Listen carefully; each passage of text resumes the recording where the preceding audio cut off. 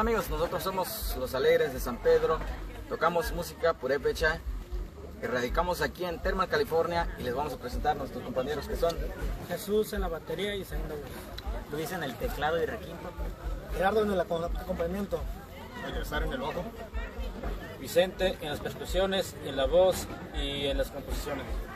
Así que nos pueden seguir en Pirecoa Canto Purépecha y nosotros somos Los Alegres de San Pedro.